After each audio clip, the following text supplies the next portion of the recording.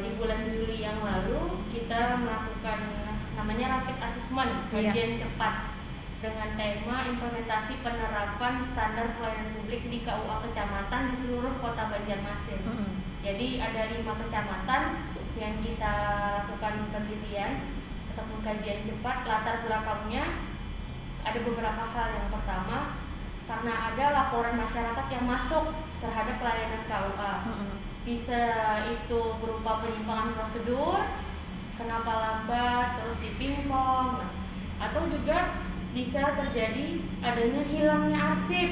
Jadi antara satu KUA dengan KUA lain dikatakan arsipnya ada di satu tempat, ternyata sudah diproses tidak ada. Jadi terjadi ketidakpastian pelayanan dalam pelayanan di KUA kecamatan di Kota Banjarmasin. Nah, selain itu juga ada beberapa laporan yang masuk dari masyarakat terhadap layanan di KUA, khususnya misalnya jam pelayanan yang kurang pasti. Nah, setidaknya ada 3 latar belakang itu yang kita jadikan latar belakang untuk kita lakukan kajian.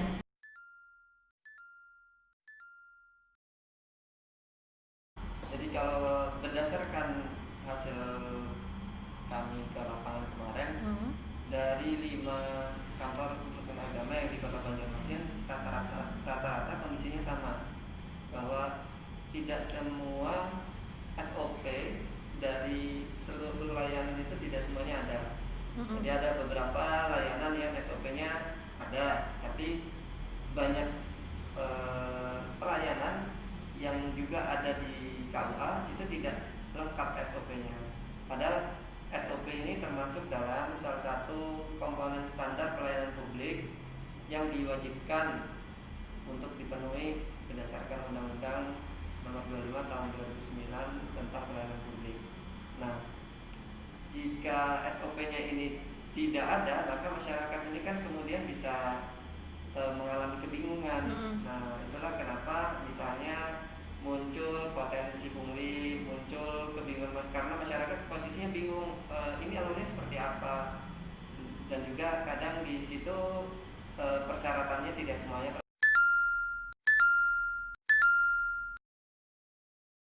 Pandemi itu khususnya di bulan April sampai Juni memang berdasarkan keterangan dari Kepala KUA ada terjadi dalam tanda kutip stop layanan gitu, karena kan memang tidak diperbolehkan layanan secara tatap muka. Jadi pada saat kita turun ke lapangan melihat bagaimana proses layanannya, memang beberapa KUA sudah menetapkan protokol dan melaksanakan protokol kesehatan, misalnya himbauan untuk pakai masker, disediakan tempat cuci tangan dan segala macam. Namun dalam implementasinya masih banyak masyarakat ataupun pengguna layanan yang datang itu belum sadar betul terhadap kepatuhan protokol kesehatan. Yang mirisnya lagi, tidak ada petugas KUA, mungkin satpam yang mengingatkan. Jadi ada 2 KUA yang pada saat kita turun ada masyarakat yang merokok di depan KUA, sedangkan di situ terpampang gede banget itu harus pakai masker ya? Harus pakai masker, cuci tangan, dan juga hampir di semua KUA nggak ada protokol pengecekan suhu badan, nggak ada. Jadi ya bebas siapa saja masuk. Nah, masker juga kadang-kadang diturunkan ke dagu gitu. Jadi kita agak sedikit khawatir karena KUA ini tempat yang banyak diakses orang. Bayangkan saja dari April sampai Juni ditutup layanan, Juni ke atas itu membludak. Ya orang yang mau nikah ya pertama ya. Dan 2 bulan gitu kan. Jadi banyak sekali orang datang, tapi protokol kesehatan masih belum dilakukan dengan baik. Namun ada inovasi yang dilakukan oleh KUA secara keseluruhan. Jadi kalau khusus untuk layanan nikah, sebenarnya calon pengantin itu bisa mengajukan secara online melalui SIMKAH gitu. Nah, jadi tapi itu hanya untuk layanan nikah. Untuk layanan lain seperti wakaf, bimbingan kemasjidan dan lain-lain itu belum disediakan. Jadi inovasinya kami rasa memang sudah cukup mengakomodir, tapi hanya baru sampai 1 layanan saja. Di kajian ini kami menemukan ada beberapa hambatan atau tantangan yang dihadapi oleh KUA. Rata-rata KUA itu dari sebagian besar dari 5 KUA yang di Banjarmasin, sebagian besar mereka mengalami kendala di sarana prasarana. Misalnya saja kantornya aja nih, bentuk kantornya ada yang secara untuk spek pelayanan itu kurang mumpuni. Bentuknya misalnya seperti rumah dengan akses yang kurang memadai untuk jalur baik pengguna layanan yang biasa maupun yang difabel, dan juga ada juga KUA yang secara akses menuju ke KUA-nya sendiri cukup sulit untuk dijangkau. Apalagi misalnya menggunakan mobil karena terletak di jalan yang kecil. Ada juga bahkan KUA yang dia tidak mempunyai koneksi internet, kendalanya itu. Padahal Jadi, kan tadi inovasi ya, SIM kan ada ya. Tadi salah satu inovasinya adalah pendaftaran secara online. Iya, Jadi, iya. ketika tidak didukung oleh sarana-prasarana yang berupa internet tadi, lalu inovasinya ini kemudian menjadi timpang itu, tidak bisa diterapkan akhirnya. Kendala yang lain lagi juga ada keterbatasan SDM. Ya ini mungkin menjadi kendala yang umum ya di rata-rata instansi. Tapi ini juga bagaimanapun tentu pasti berpengaruh terhadap aktivitas di KUA. Kemudian ada juga masalah anggaran untuk perbaikan gedung dan sarana prasarana tadi, karena penganggaran untuk perbaikan atau pengadaan di KUA itu mereka ngikutnya ke kantor Kementerian Agama Kota Banjarmasin, sehingga mereka tidak bisa menganggarkan sendiri atau mengatur sendiri rehab atau perbaikan yang mereka perlukan. Ya akhirnya kondisinya terpaksa diterima ala kadarnya apa yang ada seperti yang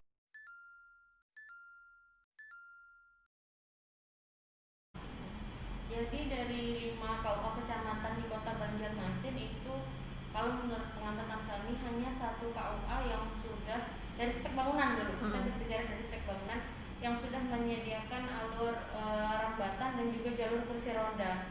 Namun itu pun pada saat kami ke lapangan, jalur yang tadi sudah dibuat sedemikian rupa untuk dinaiki oleh kursi roda pengguna berkebutuhan khusus, di depannya ditutupi oleh kursi ruang tunggu. Jadi sehingga tidak bisa dilewati. Walaupun bisa naik, nggak bisa keluar jadinya. Jadi ada penempatan yang terlihat belum tertata gitu. Sehingga tidak bisa memaksimalkan fungsi untuk pengguna layanan berkebutuhan khusus. Itu yang pertama. Yang kedua, kalau kita lihat dari proses pelayanan prima misalnya, di KUA belum tersedia misalnya penerjemah. Bayangkan saja Mbak Ita, bagaimana kalau ada calon pengantin yang misalnya tidak bisa berbicara, atau tidak bisa mendengar misalnya. Nah itu bagaimana pada saat penghulu memberikan isyarat atau membacakan pada saat mau ijab kabul ya. Isyaratnya siapa yang membantu menggunakan bahasa isyarat? Nah, ada yang menarik di salah satu kecamatan, penghulunya pernah menikahkan pengguna layanan berkebutuhan khusus, pada saat itu tidak bisa mendengar ataupun tuli. Nah, itu dibantu oleh rekan-rekan dari calon pengantin tersebut untuk menerjemahkan bahasa penghulu, karena penghulunya nggak bisa pakai bahasa isyarat, jadi hanya diterjemahkan kemudian dihentakkan tangan gitu ya, lalu disebutkan bagaimana itu. Jadi ada, padahal KUA ini tempatnya semua orang mengakses gitu, yang mau nikah nggak pandang bulu, mau itu tidak bisa melihat, tidak bisa mendengar, siapa saja punya hak untuk membangun keluarga, itu yang dijamin oleh konstitusi. Jadi ada beberapa hal yang memang agak sulit, seperti yang disampaikan Mas Maulana tadi. KUA ini bukan pengelola anggaran, sehingga kalau dia mau melakukan inovasi ataupun perbaikan khususnya dari kualitas layanan, itu juga harus bergantung pada pemerintah kota di Banjarmasin. Jadi saya rasa harus ada sinergi antara apa yang dibutuhkan KUA, terus apa yang bisa di-cover oleh KUA sehingga bisa diajukan ke kementerian. Begitu Mbak Ita. Baik.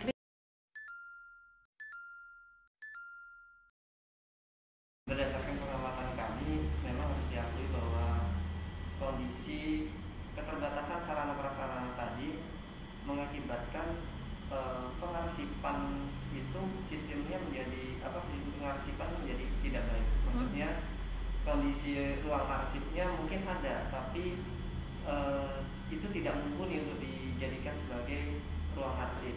Contohnya saja di salah satu KUA yang kami kunjungi, ruang arsipnya itu ada, tapi dia terletak di samping toilet misalnya. Nah tentu ini baik dari sisi kelembapan maupun resiko akan Kerusakan ya ini ya. iya, kerusakan itu menjadi sangat tinggi. Belum lagi keterbatasan ruangan. Ini kemudian memunculkan di beberapa KUA itu bahkan meletakkan arsip-arsip tadi itu di ruang pelayanan untuk pernikahan. Jadi di salah satu Dijadikan ruangan satu berarti ya. iya, jadi satu di situ. Akhirnya ya ini kemudian dokumennya kemudian menjadi kurang aman karena itu bukan tempat ruangan khusus yang itu ternyata bisa diakses oleh banyak orang gitu, sehingga rentan untuk hilang baik secara sengaja maupun tidak disengaja.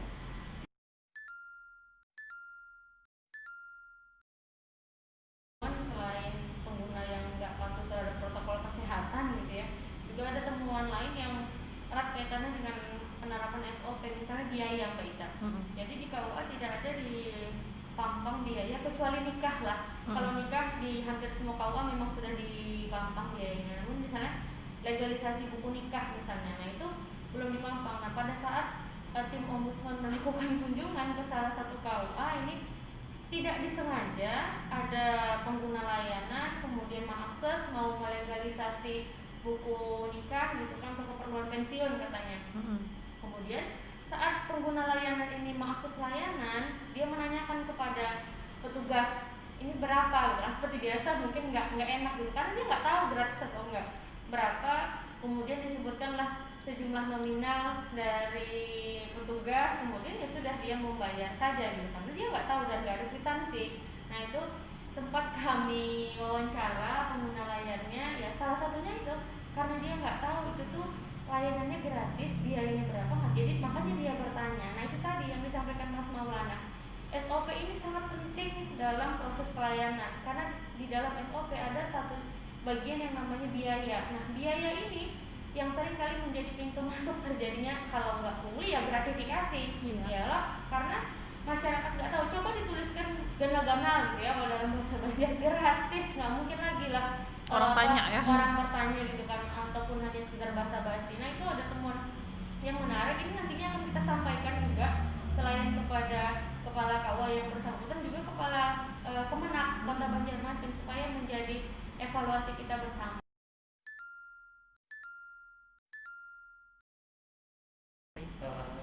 Kalau saya sendiri ada menemukan setidaknya ada dua hal yang kelihatannya sepele tapi menurut saya itu sangat penting untuk bisa dilengkapi. Yang pertama adalah mekanisme pengelolaan pengaduan yang saat ini ternyata masih belum dimiliki oleh kantor urusan agama. Padahal jika ada masyarakat yang mengalami keluhan atas pelayanan, mereka wajib untuk menindaklanjuti dan menangani pengaduan tadi.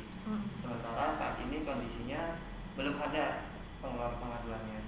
Yang kedua adalah ID card. Nah ini tidak semua petugas di kantor urusan agama itu menggunakan ID card, terutama di yang berhadapan langsung dengan masyarakat, petugas layanan gitu.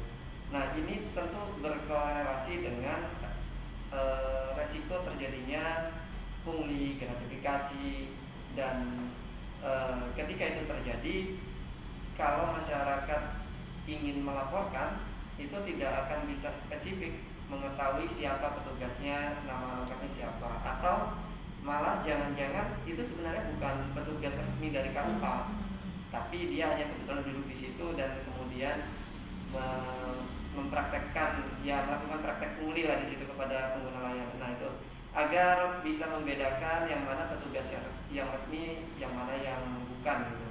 Dan juga ketika misalnya ada pelayanan yang dirasa ada kurang baik dan ingin disampaikan oleh masyarakat, nah maka masyarakat dapat menyampaikan itu dengan lebih spesifik siapa nama petugasnya. Saran yang pasti yang pertama adalah seluruh KUA kecamatan di Kota Banjarmasin itu menerapkan SOP. Nah karena di Undang-Undang 25/2009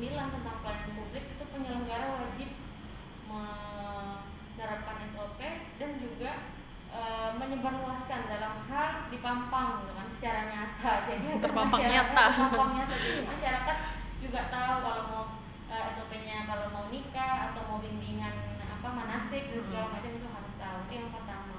Nah yang kedua juga yang tak kalah penting, walaupun pengguna layanan berkebutuhan khusus sangat jarang mengakses layanan, tapi nggak boleh diabaikan Baita.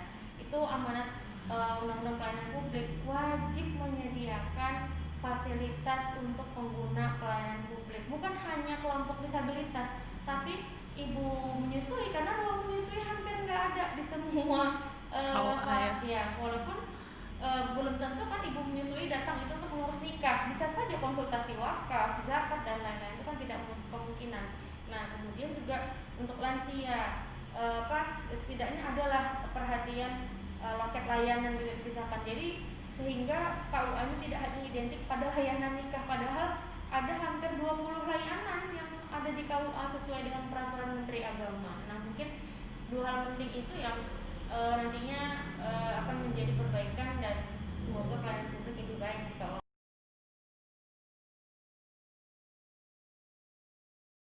Pada intinya kurang lebih dengan Bu Sari tadi bahwa kami sangat mengharapkan KUA ini bisa memenuhi komponen standar pelayanan publik sebagaimana yang diamanatkan oleh Undang-Undang 25 tahun 2009 tentang pelayanan publik. Nah, ini sangat-sangat penting karena ketika mereka sudah memenuhi standar, maka mereka bisa cukup adil untuk melayani seluruh masyarakat di Banjarmasin. Bayangkan di kota Banjarmasin ini ada 5 kecamatan, artinya ada 5 KUA, hanya ada 5. Sementara penduduk kota Banjarmasin itu ratusan ribu. Bayangkan kalau mereka dalam jumlah yang cukup banyak kemudian harus mengakses layanan KUA ini secara bersamaan, maka kelak kantor urusan agama ini bukan lagi kantor yang kecil yang sarana prasarananya sangat terbatas seperti saat ini. Kalau saya berpikir bahwa suatu saat kantor urusan agama ini perannya akan lebih banyak, dan lebih luas, sehingga nanti sarana prasarana dan pelayanannya itu tentu akan lebih banyak dan lebih kompleks. Mudah-mudahan kelak segera ada perbaikan atas temuan-temuan yang kami dapatkan, dan nanti dari hasil kajian ini tentu akan kami sampaikan kepada pemangku kebijakan, kepada